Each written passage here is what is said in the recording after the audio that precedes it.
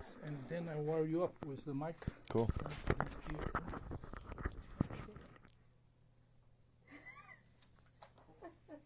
Crazy.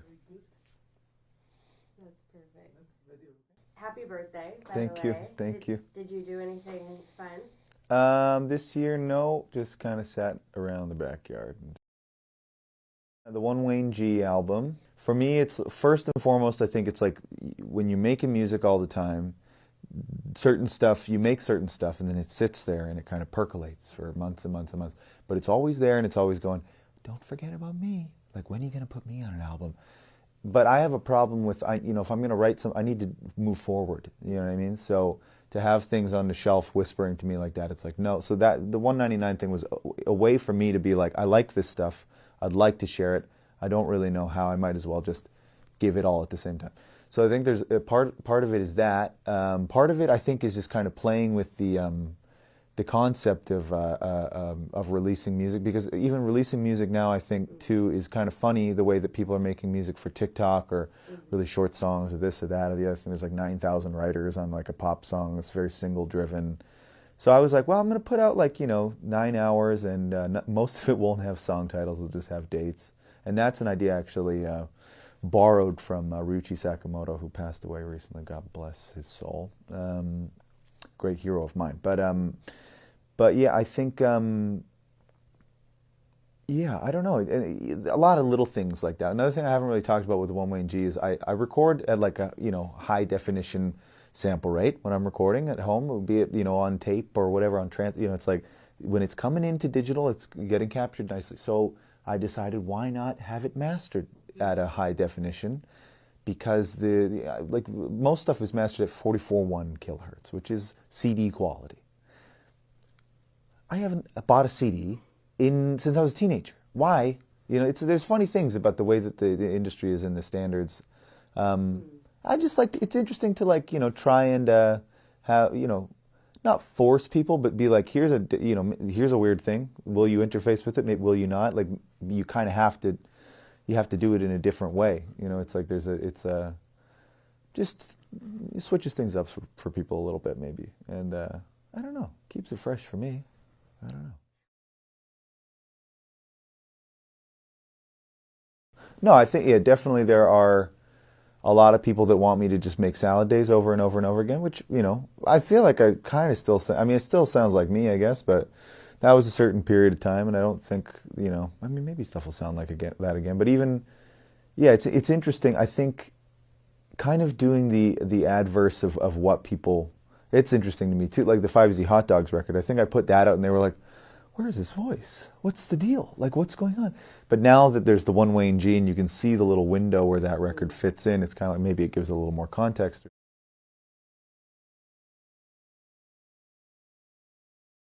Yeah, it's like one of those, when you look in the mirror and you try and draw yourself.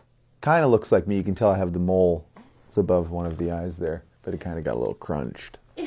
But yeah, I think that it's an apt, nice thing. It's a self-portrait, and that's essentially what One Wayne G is 5 years of me.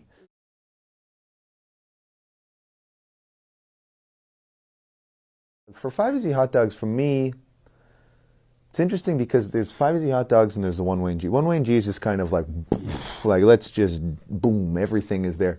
But 5 Easy Hot Dogs to me is the most like concise thing I've ever done, I think. It's like everything, all of the elements of the artwork and the music and whatever, it's in the mixing and although it traveled around, it all feels like it's just so, encapsulated. It's kind of like, this is a period in time. This is where it was made. This is where it was mixed. This is the vibe. And, and it's, for me, I like that. I like that kind of neatness about it. And it's like, people can take it however they want. But it was an important part or period in my life. I had a lot of stuff going on. And maybe, I don't know. I don't know. It's I just like how it's complete.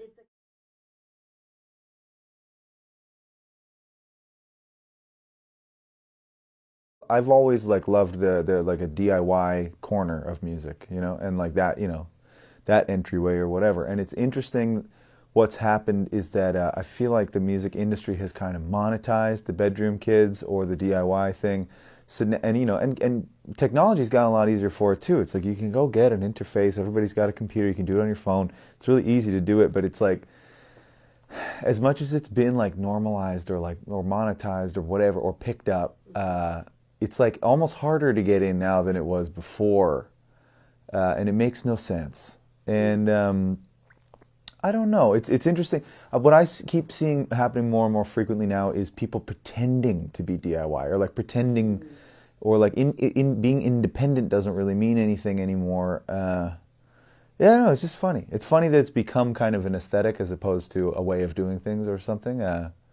But yeah, I really think that, you know, like I always say that I want to do something that comes off as easily attainable or easily, you know, like kids could mimic it or kids could, you know, whatever.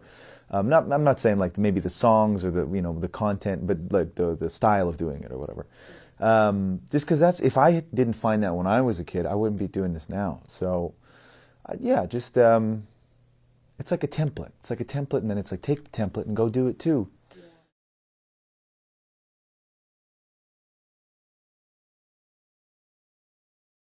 Oh, above maybe is the wrong word, but I think maybe I'm free from a lot of it as opposed to that. I think I'm going to make the music that I want to make, and I don't really care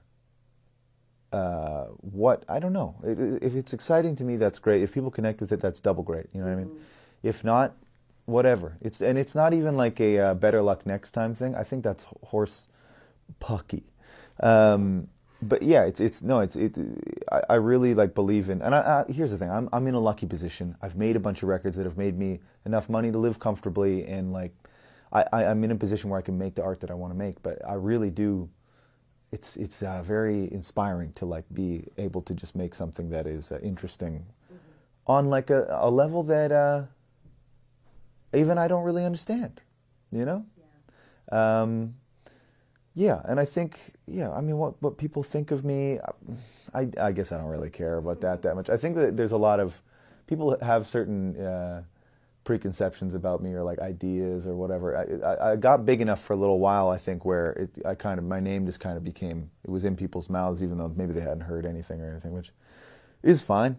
And if it's ingrained enough, and then I can do something like put this music that I recently put out, and they go like, what? That doesn't check out. That's great. Like, it's double great once again. You know, it's I don't know. I just enjoy. I love music. Music is cool. Recording is cool.